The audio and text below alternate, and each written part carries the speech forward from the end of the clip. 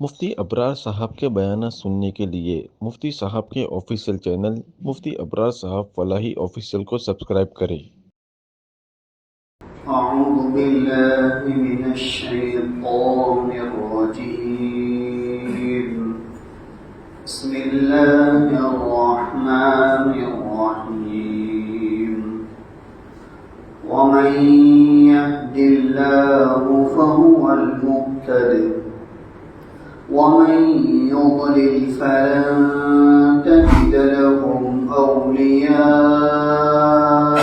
من دونه ونحشرهم يوم القيامة على وجوههم عميا وبكما وصما مأواهم جهنم كلما خبت زدناهم سعيرا ذلك جزاؤهم بأنهم كفروا بآياتنا وقالوا أئذا كنا عظاما ورفاتا أئنا لمبعوثون خلقا جديدا صدق اللہ العظیم۔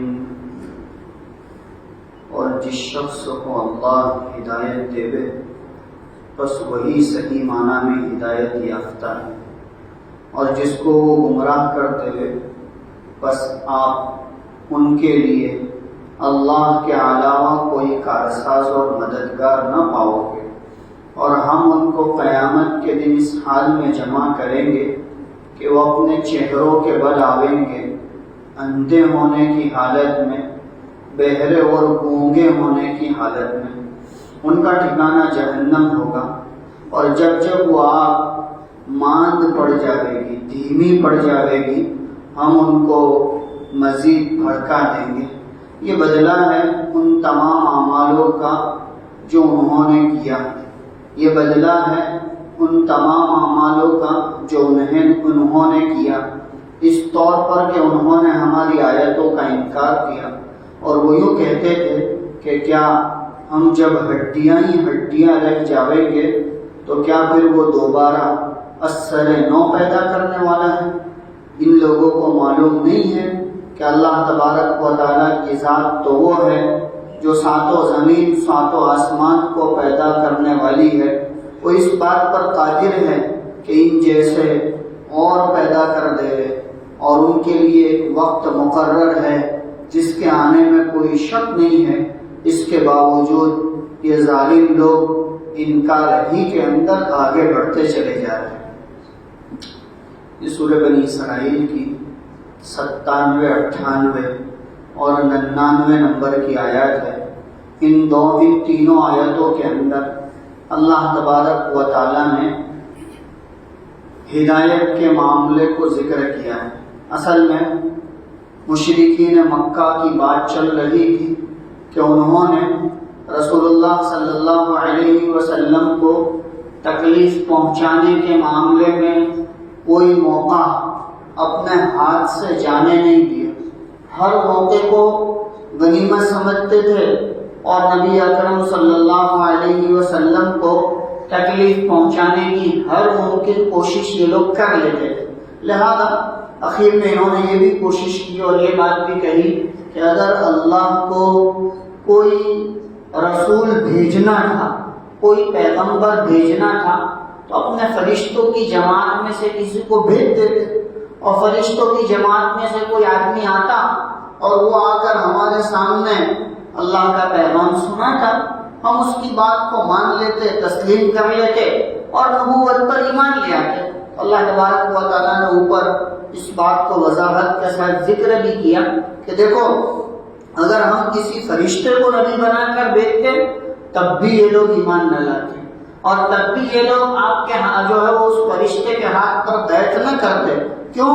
اس لیے کہ ان کے اندر انکار کوٹ کوٹ کر بھرا ہوا ہے کہ یہ ایمان لانے والے نہیں ہیں، یہ ہدایت پانے والے نہیں ہیں۔ اللہ کو معلوم تھا کہ یہ لوگ ہدایت پانے والے نہیں ہیں اور ہدایت ان کو ملنے والی نہیں ہے، اس لیے اللہ رب العزت نے اسی بات کو آگے ذکر کیا کہ دیکھو وَمَن يَهْدِ اللَّهُ فَهُوَ الْمُهْتَدِ، اور جس کو اللہ ہدایت دے وہی صحیح معنی میں ہدایت یافتہ۔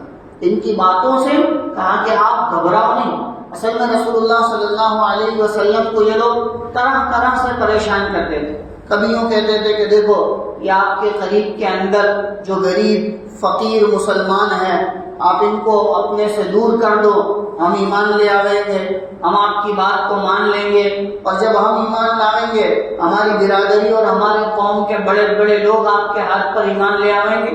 اس طرح کی باتیں رسول اللہ صلی اللہ علیہ وسلم کے سامنے کرتے رہا کرتے تھے، لہذا اللہ رب العزت نے اسی بات کو ذکر کرتے ہوئے فرمایا وَمَن يَهْدِ اللَّهُ فَهُوَ الْمُهْتَدِ، اور جس کو اللہ ہدایت دے وہی صحیح معنی میں ہدایت یافتہ ہے۔ لہذا اللہ رب العزت نے ایک اصولی بات یہاں پر ذکر کر دی، وہ یہ کہ ہدایت ساری کی ساری اللہ کے ہاتھ میں ہے، کہ وہ جسے چاہے ہدایت دے دے اور جسے چاہے گمراہ کر دے۔ بسا اوقات اللہ تبارک و تعالیٰ مال والوں کو گمراہ کر دیتا ہے، کبھی بھی اللہ تبارک و تعالیٰ عقل اور صلاحیت والوں کو گمراہ کر دیتا ہے کہ آدمی کے اندر بہت عقل ہوتی ہے، بہت صلاحیت ہوتی ہے، بہت استعداد ہوتی ہے، لیکن اس کے باوجود وہ گمراہ ہو جاتا ہے، اللہ کو نہیں پہچان سکتا، اللہ کے کلام تک نہیں پہنچ سکتا، اللہ کے دین کو اپنی زندگیوں میں نہیں اتار سکتا۔ اور کبھی ایسا ہوتا ہے کہ ایک آدمی مالی اعتبار سے بھی کمزور ہے، جسمانی اعتبار سے بھی کمزور ہے، عقل اور صلاحیت کے اعتبار سے بھی کمزور ہے، لیکن اس کے باوجود اللہ تبارک و تعالیٰ اس کو ہدایت سے ایسا نوازتا ہے کہ دنیا کے اندر بھی ترقی دیتا ہے اور آخرت میں بھی ترقی دیتا ہے۔ لہٰذا یہاں پر وہی بات فرمائیں وَمَن يَهْدِ اللَّهُ فَهُوَ الْمُهْتَدِ، اور جس کو اللہ ہدایت دے بس وہی صحیح معنی میں ہدایت یافتہ ہے۔ وَمَن يُضْلِلْ فَلَن تَجِدَ لَهُ أَوْلِيَاءَ مِن دُونِهِ، اور جس کو وہ گمراہ کر دے گا، اے پیغمبر علیہ السلام آپ اللہ کے علاوہ ان کے لیے کوئی دوست اور حامی نہ پاؤ، ان کا کوئی ولی نہیں ہوگا، ان کا کوئی دوست نہیں ہوگا، ان کو اللہ تبارک و تعالیٰ نے گمراہ کر دیا ہے، لہذا کوئی پوری دنیا مل کر ان کو ہدایت پر نہیں لا سکتا۔ جیسا کہ ایک جملہ مشہور ہے کہ اللہ جس کو گمراہ کرے دنیا کے سارے انسان مل کر اس کو ہدایت نہیں دے سکتے، اور اللہ تبارک و تعالیٰ جس کو ہدایت دے دنیا کے سارے انسان مل کر اس کو گمراہ نہیں کر سکتے ہیں، تاکہ یہ سارا کا سارا نظام اللہ کے ہاتھ میں۔ اور یہ ہدایت کا معاملہ طلب پر ہے کہ جس بندے کی جتنی طلب ہوگی اتنی اللہ کی طرف سے ہدایت ملے گی۔ کہ بندے کے اندر طلب ہوگی تو اللہ تبارک و تعالیٰ اس کو فجر کی نماز کی بھی ہدایت کریں گے اور اس کو تہجد کی بھی ہدایت کریں گے، اور بندے کے اندر طلب ہوگی اللہ تبارک و تعالیٰ اس کو حلال کا لقمہ بھی کھلائیں گے، اور اللہ تبارک و تعالیٰ اس کو دین کی خدمت کے لیے بھی قبول فرمائیں گے، تاکہ بندے کی طلب پر اور سارے کے سارے واقعات صحابہ کرام رضی اللہ عنہم کے لیے جاوے اس میں یہی چیز دیکھنے کو ملے گی کہ صحابہ کرام رضی اللہ عنہم کو جو کچھ بھی ملا ہے وہ ان کی طلب پر ملا ہے، کہ اللہ رب العزت نے ان کو دیا ہے ان کی طلب پر، کہ سلمان فارسی رضی اللہ تعالیٰ عنہ کو ایمان جیسی دولت ملی ان کی طلب پر، کہ وہ کئی ملکوں کا سفر کر کے بھٹکتے بھٹکتے غلامی کی زنجیروں کو برداشت کرتے کرتے بھوکے اور پیاسے کتنے ملکوں کے سفر کرنے کے بعد رسول اللہ صلی اللہ علیہ وسلم کے قدموں میں آ کر گرے اور ایمان کی دولت ملی، اور اللہ کے رسول صلی اللہ علیہ وسلم نے ان کو اپنے سے قریب کیا اور فرمایا کہ سلمان منا اہل البیت، کہ سلمان میرے اہل بیت میں سے ہے، میرے گھرانے میں سے ہے۔ وہ کیوں کہا؟ ان کی طلب، اور یہ ہدایت اللہ تبارک و تعالیٰ نے طلب کے ساتھ موقوف رکھی ہے کہ جس کے اندر جتنی طلب ہوگی اتنی اللہ تبارک و تعالیٰ کی طرف سے ہدایت دی جائے گی۔ اس میں صلاحیت نہیں دیکھی جائے، اس میں استعداد نہیں دیکھی جائے، اس میں آدمی کی جسمانی قوت نہیں دیکھی جاتی، اس میں آدمی کا پیسہ عہدہ ڈگری نہیں دیکھی جاتی، اس میں طلب دیکھی جاتی ہے کہ جتنی سچی طلب اللہ کے سامنے بندہ رکھتا ہے اتنی اللہ تبارک و تعالیٰ ہدایت عطا فرمائے۔ حضرت عمر رضی اللہ تعالیٰ عنہ، حضرت ابوبکر صدیق، حضرت عثمان، حضرت خالد بن ولید، سارے کے سارے حضرات نے اپنی طلب کو جب رکھا اللہ نے ہدایت کے دروازوں کو ان لوگوں کے لیے کھول دی۔ انہوں نے اپنی عقل کے گھوڑے نہیں توڑے۔ حضرت عمر رضی اللہ عنہ یوں نہیں کہتے تھے کہ میں تو قریش کا سردار ہوں لہذا مجھے تو یہ عہدہ ملنا چاہیے اور مجھے تو فلاں جگہ بیٹھنے کی جو ہے وہ ملنی چاہیے، کہ نہیں، لوگ ان کی تعریف بھی کرتے تو حضرت عمر رضی اللہ عنہ انکار کرتے، تم میری تعریف نہ کرو. کہا کہ یہ سب رسول اللہ صلی اللہ علیہ وسلم کی برکت سے اور آپ کے پاس آنے والی وحی کی برکت سے. کہا کہ میرا اس میں کوئی کمال نہیں ہے. ان حضرات نے اپنی طلب کو، اپنی ہدایت کو اور اللہ تبارک و تعالیٰ کے سامنے اپنے آپ کو جھکایا.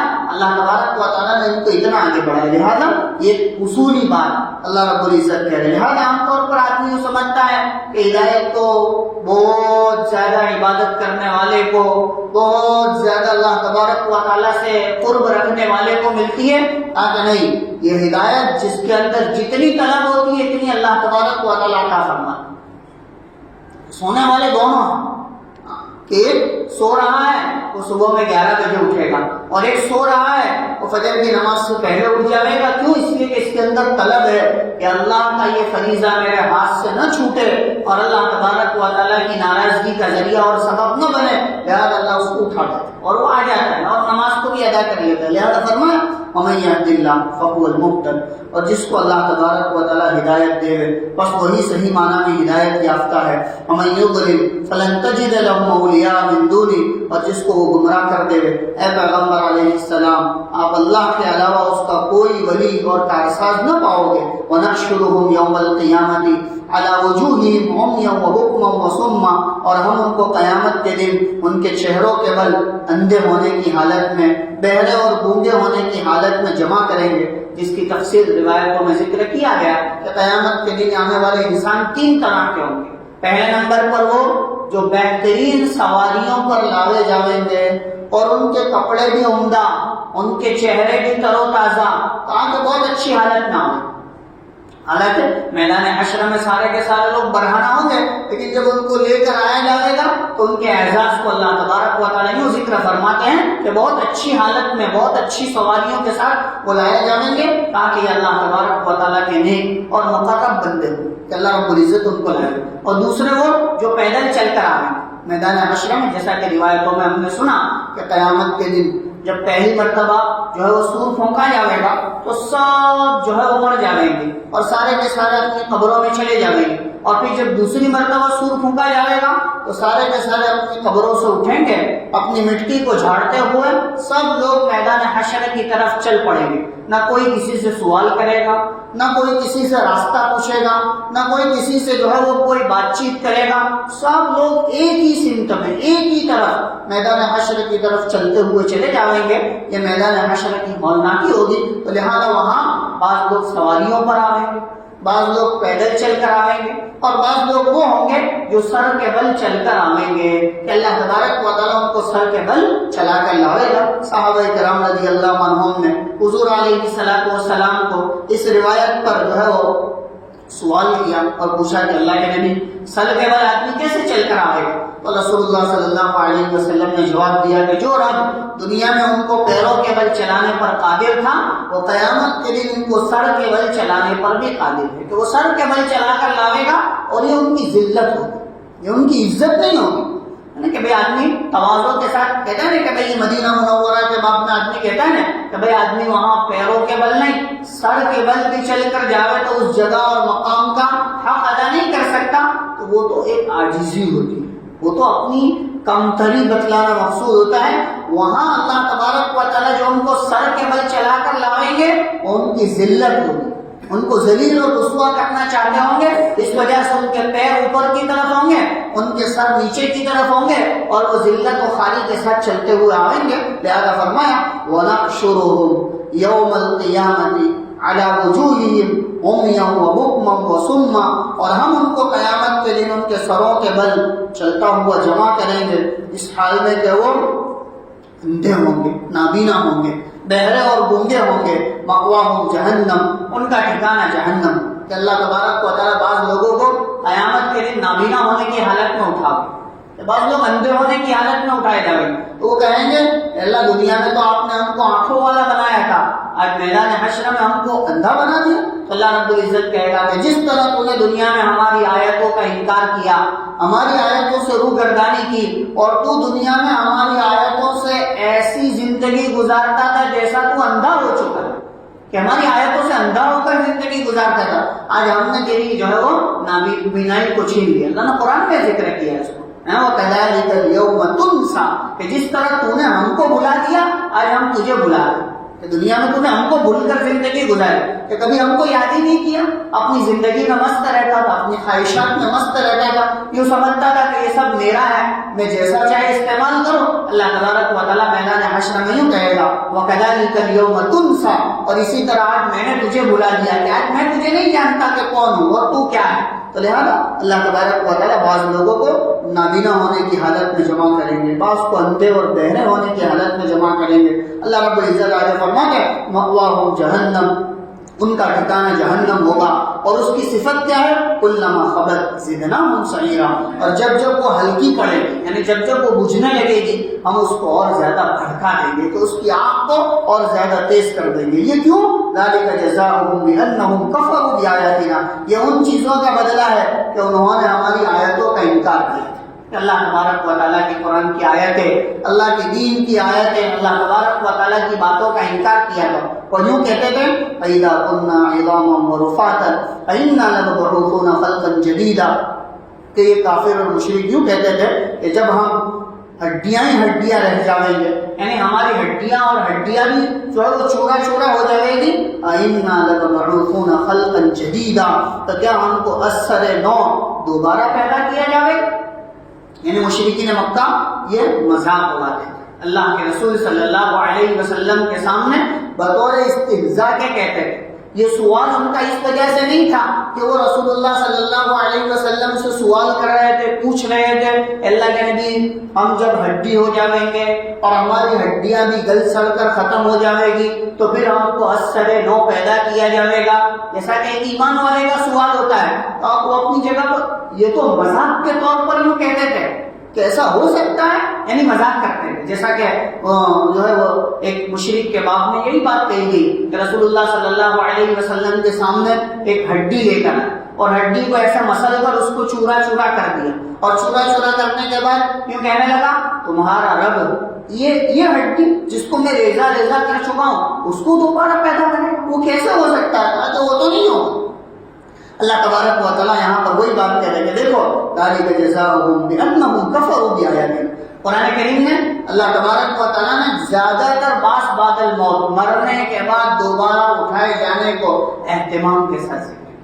عام طور پر انسان کی زندگی گزارتا ہے ایسے زندگی گزارتا ہے جیسا مرنے کے بعد اس کو دوبارہ اٹھایا جانا ہے ہی نہیں اور وہ دوبارہ اٹھے گا ہی نہیں. اللہ تبارک و تعالیٰ وہی بات فرما رہا ہے ذالک جزاؤہم. اسی وجہ سے ایمان والا جو ہوتا ہے وہ یہ کہتا ہے کہ دیکھ بھائی یہ دنیا میں تو جو کچھ ہو جائے گا چل جائے گا, کل قیامت کے دن اللہ کے سامنے میرے کو جواب دینا ہے اور اللہ کے سامنے میری پکڑ ہوگی. یار آدمی گھبراتا ہے, ایمان والا ڈرتا ہے, اور جو غیر ایمان والا یا کمزور ایمان والا یا جس کو مرنے کے بعد کیا ہونے والا ہے اس کی کوئی پڑی نہیں, وہ اپنی زندگی کو ایسے ہی گزار دیتا. اسی وجہ سے روایتوں میں ذکر کیا ہے کہ میدان حشر کے اندر اللہ تبارک و تعالیٰ سود کھانے والے کو, بیاج کھانے والے کو ایک تلوار دیں گے اور تلوار دے کے یوں کہیں گے کہ آجا میدان میں, آج دنیا میں تو نے میرا مقابلہ کیا تھا, میرے ساتھ اعلان جنگ کیا تھا, آج یہاں میرے سامنے لڑ کر دکھا کہ تو نے قیام جو ہے دنیا کے اندر سود لے کر میرے سامنے اعلان جنگ کیا.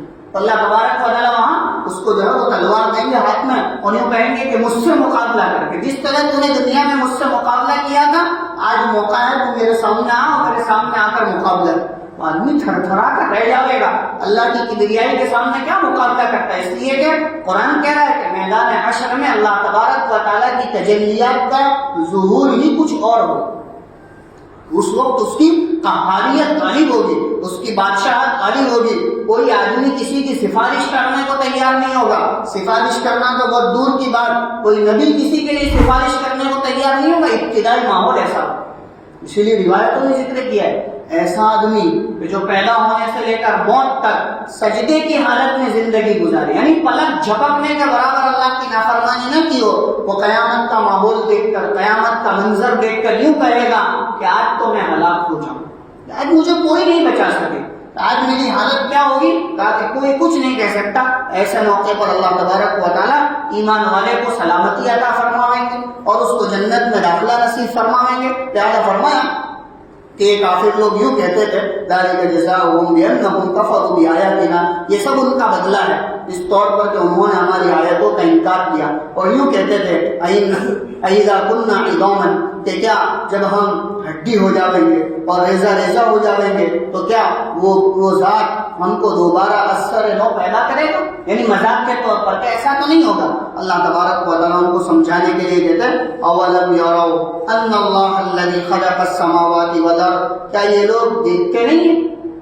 کیا یہ لوگ دیکھتے نہیں ہیں؟ ان کو سوجھ بوجھ نہیں ہے کہ وہ پروردگار جو ساتوں زمین ساتوں آسمان کو پیدا کرنے پر قادر ہے، ان یخلق مثلہم، ان کے جیسے کہیں پیدا کر سکتا ہے، ان کے جیسے کہیں پیدا کر سکتا ہے۔ اور اتنی بات نہیں، وَجَعَلَ لَهُمْ أَجَلًا لَا رَيْبَ فِيهِ، ان کو پیدا بھی کر دیا ہے تو اللہ کے یہاں ان کی ایک مدت طے ہے جس کے آنے میں کوئی شک نہیں۔ اللہ ان کو پیدا کرنے کے بعد ان کے جو ہے وہ ان کے قابو سے نکل نہیں گیا ہے۔ دیکھو دنیا کے اندر بہت ساری چیزیں ایسی ہوتی ہے کہ انسان اس کو بناتا تو ہے، اپنے ہاتھ سے بناتا ہے، لیکن بسا اوقات وہ اس کے کنٹرول سے باہر ہو جاتا ہے۔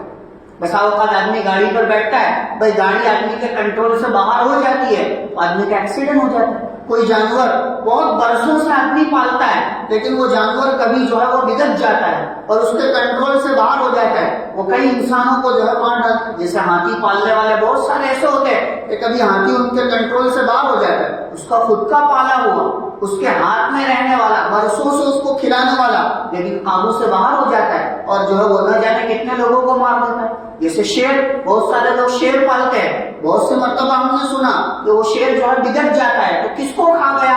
کہ گھر کے لوگوں کو ہی کھا گیا، جنہوں نے اس کو جو ہے وہ پالا پوسا بڑا کیا، آج ان کو ہی کھا گیا۔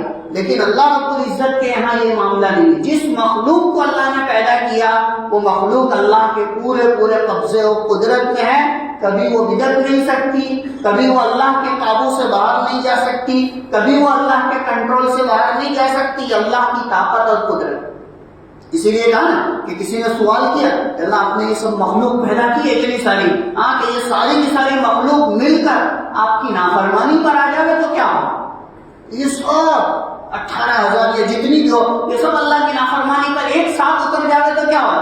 اللہ رب العزت کہتے کہ میرے عرش کے نیچے میں نے ایسے جانور پیدا کیے ہیں کہ ان میں سے ایک جانور ان کے اوپر چھوڑ دو، ایک لقمے میں سب کو کھا کر ختم کر دو، ایک لقمے میں ان کا جو ہے وہ کیا ہے، جو ہے ان کی چٹنی کرتے ہوئے ان کو کھا کر ختم کر دے ہوئے۔ یعنی کوئی مخلوق اللہ نے پیدا کرنے کے بعد اس کو اپنے قبضے سے باہر نہیں کیا۔ لہذا فرمایا وَجَعَلَ لَهُمْ أَجَلًا لَا رَيْبَ فِيهِ، اور ہم نے ان کی ایک مقرر مدت طے کی ہے جس میں کوئی شک نہیں۔